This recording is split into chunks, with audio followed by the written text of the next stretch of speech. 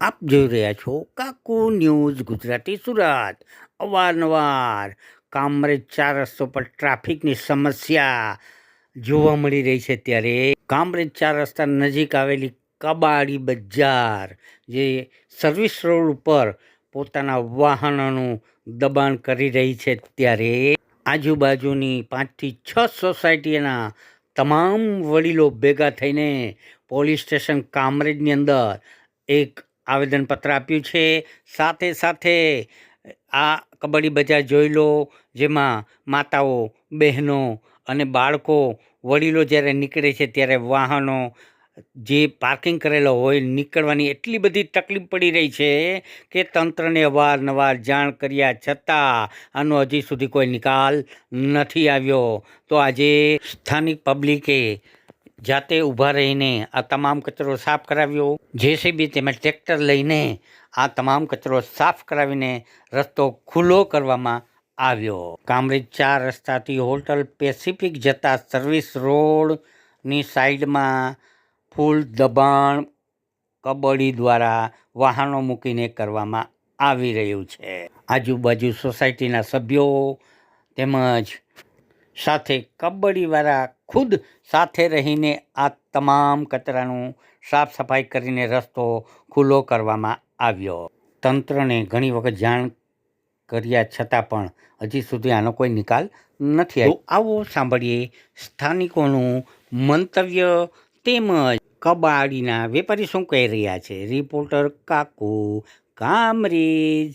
રાકેશભાઈ સૌજીભાઈ સાવલિયા। ક્યાંથી આવો છો? રાધાકૃષ્ણ રો હાઉસનો પ્રમુખ છું। શેના માટે તમે આવ્યા છો પોલીસ સ્ટેશન આજે?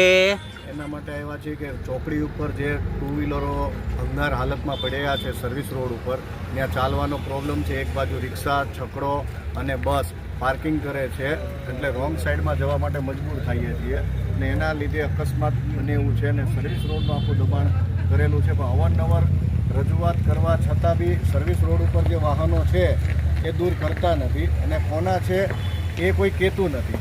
એના માટે અહીંયા આવેલા છે। કેટલી 4 થી 5 સોસાયટીના પ્રમુખો છીએ। અમારી પાસે તો 150 જણા આવ્યા હતા, પણ અત્યારે તમે 4-5 જણા આવ્યા છીએ અહીંયા આના માટે જ પ્રમુખો મળીને કે સાહેબ સાથે ચર્ચા કરી અને આ બાબતે નિકાલ જલ્દીથી જલ્દી કરી આપી આગળ વધીશું। જે પણ છે એ સર્વિસ રોડ ઉપર દૂર કરી આપે ને કબાડીવાળાને ન મૂકવાની બાંયધરી આપે કાયમી માટે। અમને કાયદા ઉપર વિશ્વાસ છે। Thank you very much. મારું નામ દિલીપભાઈ ભંડારી છે। શું તકલીફ છે આ કબડ્ડી મારફત? હવે આમાં તકલીફ એવી છે કે કામરેજ 4 રસ્તાથી લઈ અને હોટલ પેસિફિક ઇન સુધી સર્વિસ રોડની અંદર કેટલું બધું દબાણ છે કે અહીંયા તમને બિલકુલ ચાલવાની જગ્યા રહેતી નથી। અહીંયા ઘણા વખત અમે આવેદનપત્ર આપ્યા પણ કોઈ ધ્યાન આપતું નથી અને આખા ઝોનને એસપી સાહેબે અને કલેક્ટર સાહેબે ઘણી વખત નો પાર્કિંગ ઝોન ડિક્લેર કરેલો છે, એનું કોઈ જાતનું કંઈ પાલન થતું નથી। 0 દબાણ એરિયા છે, પણ આ બધા આ ખાડા કાન થઈ રહ્યા છે। એટલે આ સોસાયટીના સભ્યો બધા હવે જાગૃત થઈ અને કીધું કે હવે આપણે આપણું સફાઈ આપણે જ કરવી પડશે, કોઈના ભરોસે રહીએ તો કામ થશે નહીં। આવી લાગણી સાથે બધા લોકો નીકળી પડ્યા અને આ બધા અમારા ભાઈઓને સમજાયું કે તમે રોડ સાફ કરો રાખો, તો એ કબાડીવાળા બધા દુકાનોવાળા પણ અમને સહકાર આપે છે અને આ બધી અહીંથી જેટલી પણ સ્ક્રેપ હતું એ હટાવી રહ્યા છે। પોલીસ સ્ટેશનમાં તમે જાણ કરી શું જવાબ? પોલીસ સ્ટેશનમાં અમે આવેદનપત્ર આપી આવ્યા। સોસાયટીના બધા અમે 150-200 જણા ગયા હતા અને ત્યાં આવેદનપત્ર આપ્યું। પીઆઈ સાહેબ અમને મળ્યા નથી, પણ એમણે અમને મૌખિક ફોન ઉપર કીધું છે કે હું આ મામલામાં ધ્યાન આપીશ અને અહીંયા રેગ્યુલર દબાણ ન થાય એના માટે અમે તજવીજ હાથ ધરશું। શું લાગે છે આ ટ્રાફિક જામની સમસ્યા ઓછી થશે? હવે આમાં તો છે ને જે કાયદાને પાલન કરવાવાળી જે એજન્સીઓ છે, પાલન કરાવવાવાળી પોલીસ, ટ્રાફિક પોલીસ, એ લોકો પોતાની કાર્યદક્ષતા પૂરેપૂરી બતાવે એવી અમે આશા રાખીએ છીએ। કારણ કે અહીંથી જે સ્કૂલના બાળકો અને બૈરાઓ અહીંથી નીકળે ને એક્સિડન્ટની એટલી સમસ્યા અને ભય રહે છે કે ઘરે પહોંચી એટલે લોકો દીવા માને છે। ફક્ત 500 ફૂટ દૂર છે પોલીસ ચોકી। હવે આમાં તો મારે શું કહેવાનું હોય, સમજુ ને ઈશારો કાપવું છે। Thank you very much. તમારું નામ જણાવો। ક્યાં ગામના વતની છો તમે? અહીંયા શેનો ધંધો ચાલી રહ્યો છે તમારે?